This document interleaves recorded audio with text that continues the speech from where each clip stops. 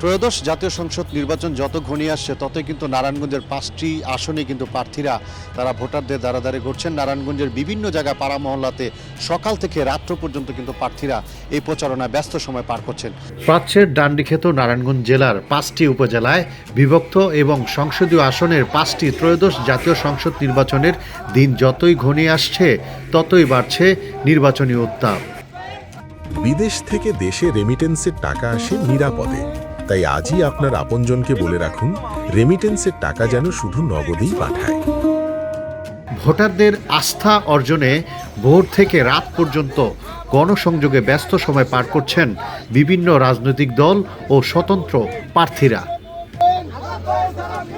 আল্লাহর রহমতে প্রচারণা খুবই ভালো সাড়া পাচ্ছি।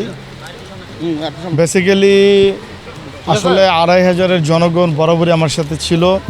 তাদের ভালোবাসার কারণেই 17 বছর আমি তাদের পাশে থেকে রাজনীতিটা করেছি, রাজপথে থেকেছি, আন্দোলন করেছি। তাদের আমার প্রতি যে আন্তরিকতা, ভালোবাসা, তার জন্য আমি এখন তো নেমেছি। 2500বাসী আমাকে বরাবর যেরকম ভালোবাসতো আমি দেখছি তারা আমাকে অনেক ভালোবাসে।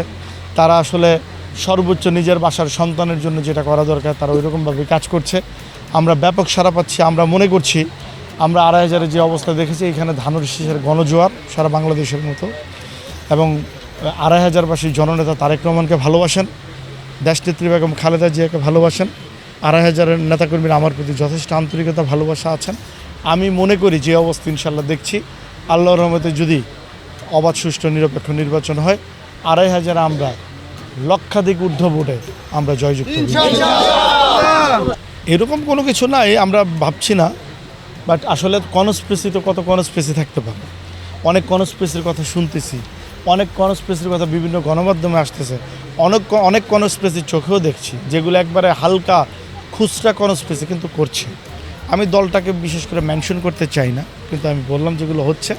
বাট আমি মনে করি যে এইসব কনস্পিরেসি আল্লাহর রহমতে বাংলাদেশে জনগণ তারেক রহমানকে ভালোবাসেন, 2500-এর জনগণ জননেতা তারেক রহমানকে ভালোবাসেন।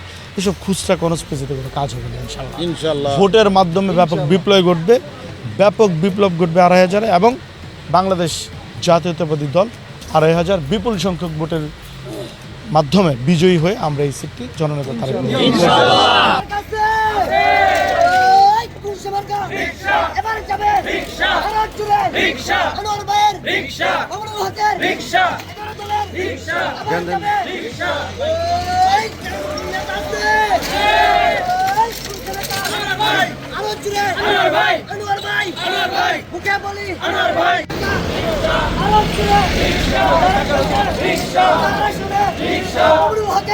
নারায়ণগঞ্জের 5টি আসনে প্রতিদ্বন্দ্বিতা করছেন মোট 48 জন প্রার্থী। উন্নয়নের প্রতিশ্রুতি ও লিফলেট ও উঠান বৈঠক মুখর পুরো জেলায়। নির্বাচনের তো খুব বেশি একটা সময় নেই, আর মাত্র 2 সপ্তাহের কাছাকাছি সময় আছে। এখন আলহামদুলিল্লাহ যথেষ্ট আমাদের প্রচারণা হইতেছে। 7টা ইউনিয়ন, আমাদের প্রত্যেকটি ইউনিয়নে আলহামদুলিল্লাহ যথেষ্ট প্রচারণা হচ্ছে।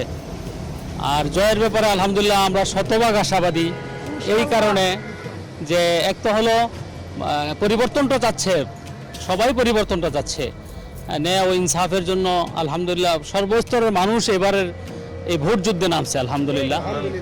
তৃতীয় কথা হচ্ছে মানুষ ইসলামিস্টদের চাচ্ছে, যে সমস্ত দলগুলিকে তো দেখলাম, বড় বড় দল বাংলাদেশে যারা ক্ষমতায় ছিল তাদের এরকম আমলনামা জনগণের কাছে আছে। এখন তারা চাচ্ছে ইসলামিস্ট যারা আছে, ইসলামী দলগুলি ক্ষমতায় আসতে চাচ্ছে।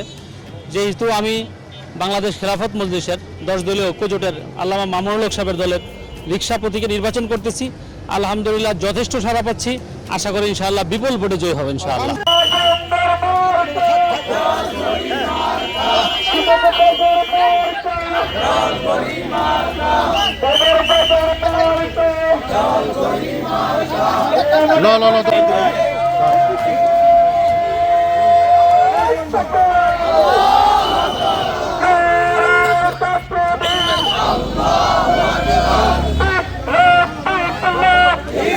ভাই, আরে ভাই সরেন না ভাই।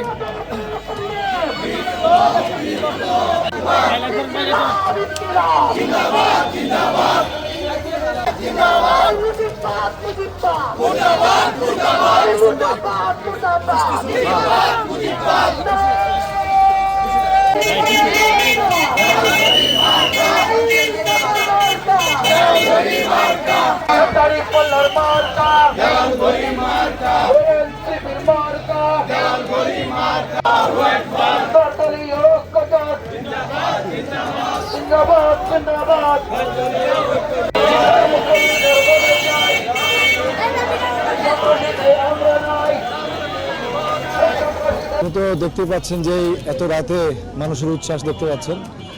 আমাদের তো দেয়াল ঘড়ির যারা আমরা কর্মী, আমরা এখানে কারো একটা টাকা কারো পকেটে পড়ে নাই, অথচ তারা হয়ে কাজ করছে।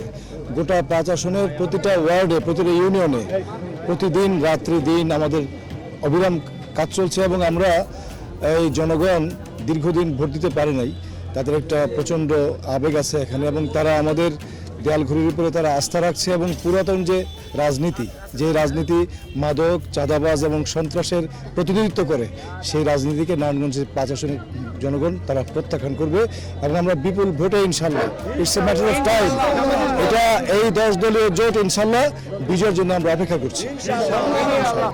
আমি আজকে বন্দর গিয়েছিলাম আমার নির্বাচনী এলাকায় ধামগড়ে, সেখানে আমাদের অনেক ভাইরা, আমাদের অনেক সাথীরা যারা নিরীহ মানুষ, তারা আমার কাছে বলেছে, ভাই অনেকে ধমকি দিচ্ছে যে 12 তারিখের পর তোদেরকে আমরা দেখব, এরকম শঙ্কা আমরা পাচ্ছি। তবে সেগুলোর পরে আমরা করছি না এবং আমরা আশা করছি যে প্রশাসনও এ ব্যাপারে নিরপেক্ষ থাকবে এবং এদেশের জনগণ যদি এই 12 তারিখের নির্বাচনে কোনো রকমের অনিয়ম, দুর্নীতি, কেন্দ্র দখলের ঘটনা ঘটে, কোনো পেশি শক্তির ঘটনা ঘটে, আমাদের লাগবে না, দেশের জনগণ সেগুলোকে প্রতিহত করবে। ভোটাররা কিন্তু তাদের যোগ্য প্রার্থীকে তারা ভোট দেবেন, তারা কিন্তু তাদের সমস্যার কথা তুলে ধরছেন প্রার্থীদের কাছে, প্রার্থীরাও কিন্তু তাদের প্রতিশ্রুতি দিচ্ছেন ভোটারদের। তো কতটুক তারা তাদের প্রতিশ্রুতি ধরে রাখতে পারবেন প্রার্থীরা, সেটাই এখন নির্বাচনের দিনেই দেখার বিষয়। রবিউল ইসলাম, 21 টেলিভিশন, নারায়ণগঞ্জ।